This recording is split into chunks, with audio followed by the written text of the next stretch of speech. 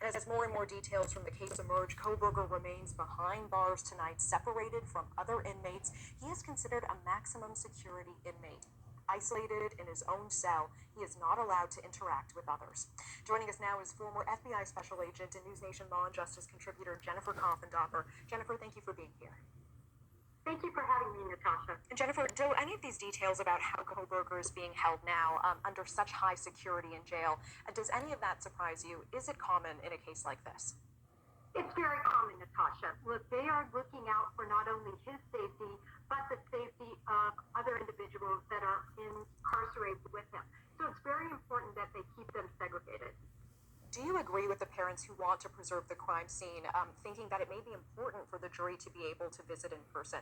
And of course, I'm reminded of the Murdaugh trial just recently, where it was fairly significant for the jury to be able to go to the site of the crime, the scene of the murder, and see it for themselves. I 100% agree with that. And this is why, Natasha, for those of you who have been in a crime scene, whether as law enforcement or involved in some other way, it gives you a full different perspective. You get to see exactly how he would have moved through that house.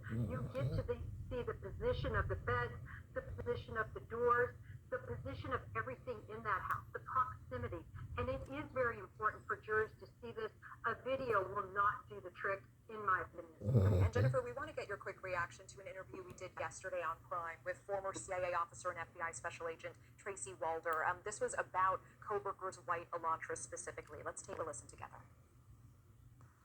So, I've always felt that the car was the key to this case, and I've said that really all along. I figured once they found the car, it would really lead them to the suspect.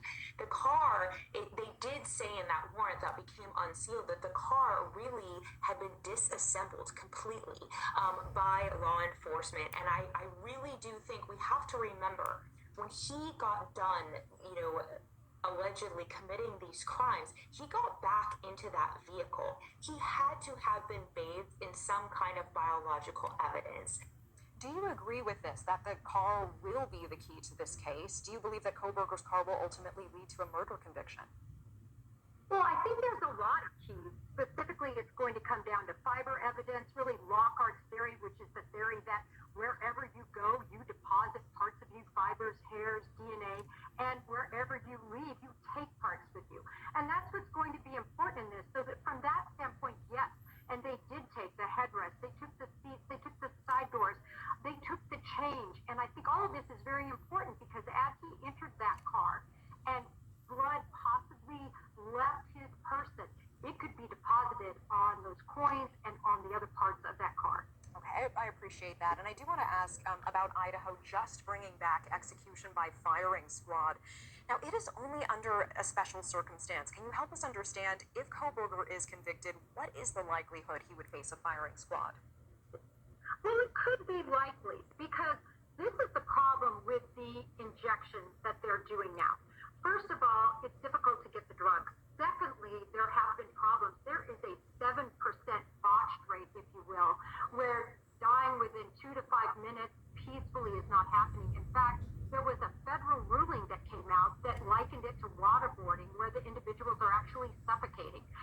So if you contrast that with a firing squad, first of all, there is a 0% of a firing squad situation being botched. That's because typically they aim for this T-zone area, which causes flaccid paralysis and death instantaneously, much less suffering. All right, Jennifer Kohberger, always